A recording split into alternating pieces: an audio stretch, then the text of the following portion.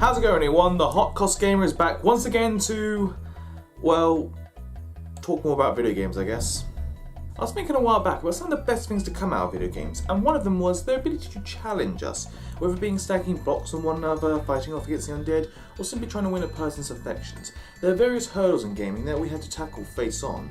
Kind of like life, I guess. Today we're going to be looking at one of the most popularised obstacles in gaming, the boss battle. Video game bosses have certainly gained a reputation for pushing us to our breaking points, as well as giving us a chance to look back at what we've had to do to reach this climactic moment. As such, we have a tendency to dislike boss fights that go easy on us, as they don't really make us feel like we've overcome any challenge at all. That being said, however, I ask myself, are there some boss fights that are able to be easy, but also memorable at the same time? Well, here are 5 that seem to have some greater meaning behind them. Or at least do for me anyway, but, you know, can't really help it. Just got some sort of natural ability to always be right all the time. So, yeah. Suck it. Number 5. Warning, unpopular opinion approaching. To be honest with you guys, I really enjoyed the new Devil May Cry. Can I say I've had any history with the series prior to playing the reboot? No, I can't. Can I even say I've played my fair share of hack and slash games? Well, kind of, but despite all that, I found the game to be pretty kick-ass with some smooth gameplay, visually stunning environments, and an okay at best story. But really, when do you ever hear about a well-told story in a hack and slash game?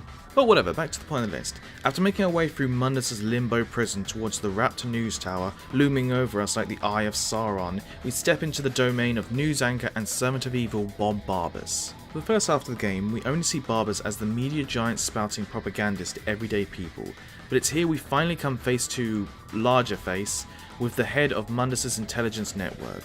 This is Bob Barbas, just doing God's work. What holds this boss fight up is very much the visual design behind it all. With the news intro animation you must make your way down to fighting enemies while being filmed in previous locations, down to the design of the computerized Bob himself as almost a callback to the MCP from Tron. And with his only attacks being pretty easy to dodge out of the way, there's still so much satisfaction from taking all your built up aggression for all the bullshitters of the world to one hell of a punchable face. And before you say it, no, I wasn't talking about Dante. Seriously, I think you're overreacting a bit, internet. Number 4. As many of you probably know, there was a lot of hype towards The Legend of Zelda Twilight Princess, and a key part of that hype probably came from the first trailer used to announce the game back at E3 of 2004. And what worked in this trailer was that it looked to bring the next level of combat to the Legend of Zelda series. Whether you feel they lived up to that promise is up to you, but in my opinion, unlike a later entry to the series that I won't name, it knew how to hype up some pretty huge boss fights that worked to the combat strengths, and in my opinion, some of the best ones are the multiple fights with the Goblin King. So yeah, in a way I'm kinda cheating by having multiple fights for this one, but they all feel very connected beyond you just fighting the same guy 4 times. So to run down this guy quickly, our first fight with him has us chasing him down while his buddies try to crowd us. This moves us to a joust of sorts along the Bridge of Eldin, where with a few quick turns we're able to send him falling, save Colin, and get our kick-ass hero pose. But wait folks, he's back with a vengeance, and this time he's decided to protect himself.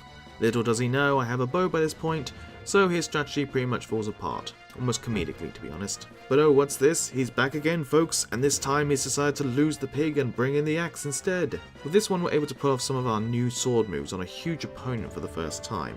As we come near our game's climax, look who's back to reclaim the title once more.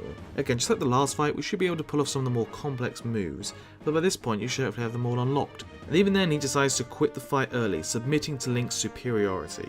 That's right, after 4 fights with us, where he's lost both pride and body parts to us, in the end he honours Link's strength more than he fears Ganondorf's wrath. Not only this boss fight's kind of epic, but the repetitive use doesn't come off frustrating at all, but shows the graduation of Link's skills throughout his journey, showing just how badass we've become, adding to what is still one of my favourite games in the entire series. Number 3. If I was making a list of the greatest boss fights of all time, it's likely that along with so many before me, I would pick out one of the many epic fights to be found in Shadow of the Colossus. What's awesome about these boss fights is that you feel the weight of these huge behemoths. The way they stomp, swim or glide just leaves you wondering where to even start to reach those weak points. But for this list, I've gone with one that while being easy to beat, is still one of the best in the game for me. And so I present you with Colossus number 5, also known as Avon. As one of the few flying colossi, there isn't that much to feel threatened by, or even that hard to figure out how to get on. What I love most about this fight, or in this case, flight, is that it's a great reminder of the power and detail behind this game. From that first leap onto the winged beast to running along its back, grabbing onto its wings as it tries to shake you off, you're just on a roller coaster ride that you're welcome to fall off and get back on again whenever you feel like. On top of that, it has one of my favourite tracks in the game used for its fight. So if you have someone who hasn't played the monster that is Shadow the Colossus, I recommend getting them to play, or at least watch this level, and see if they're swayed over to give it a go. Number 2. For many of us, I'm sure we were sold on Portal right from the get-go, just from the possibilities behind the highly creative portal gun. But even with such an inventive tool combined with mind-bending levels, if there was one thing that had us glued to this game, it was probably the madness that is GLaDOS. What really works about this character is not just the humour she provides, but the gradual build-up to her true condescending personality towards us. With her first starting out with a few uncaring comments here and there. Any contact with the chamber floor will result in an unsatisfactory mark on your official testing record, followed by death.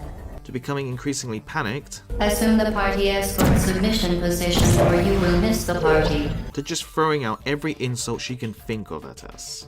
Your entire life has been a mathematical error. A mathematical error I'm about to correct. Which brings us to our climax with GLaDOS, where we hope to finally escape from her, as well as the walls of Aperture Science. Using your head filled with all your portal knowledge, you must knock off her cores and dispose of them in the incinerator before the chamber fills up with gas. Definitely not a hard one to figure out compared to the rest of the game, but what makes this fight great is that we get to see GLaDOS at her most insane.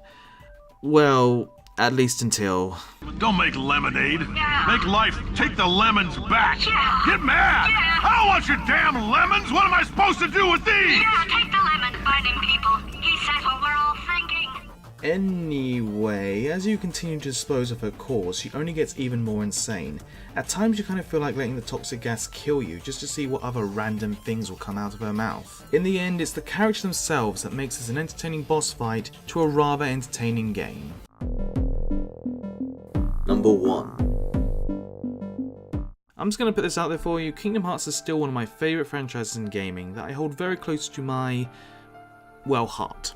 I can't help it, even as a grown man in his early 20s, I still have that inner child clinging onto me as if I were Tom Hanks in Big. You know, except without the high-paying job to back myself up with. Anyway, some of you may know that as much as the series is loved by many, there are also others who are split on certain aspects, one of which is the opening to Kingdom Hearts 2. Now some people like myself really enjoy it, finding a lot of emotional moments, others find it to be a very slow start that feels more like a long tutorial. And while I do feel calling the whole opening one long tutorial to be a bit of an overstatement, I will admit that people probably have a good reason to finding a 3-hour prologue a tad long. But thankfully for us, Square added a pretty kick-ass fight to end out our time as Roxas, with a one-on-one fight with former BFF Axel. The most obvious thing that makes this fight awesome is the serious introduction to the dual-wielding Keyblades, and unlike the forms later on, you don't have a time limit while wielding them. Add in a pretty cool looking arena, and this becomes one of the series' most memorable boss fights in my opinion. I also like the fact you get to feel this strong so early on, almost like it's telling you how powerful you can become later in the game, kinda like the beginning to Symphony of the Night. It's possible if you didn't enjoy Roxas' story, you probably didn't see that much behind this fight, and I'm just glad to finally trade out for Sora right after. But for me, this is a definitive boss fight where you can let loose and appreciate a simple but also fun one-on-one fight. So there you have it, my friends. I ask you now, are there any boss fights that you find easy despite a lack of difficulty? Let us know down in the comment sections below. And hey, subscribe if you want to see even more content to come. I'm the Hot Goss Gamer, and I'll be seeing you guys around.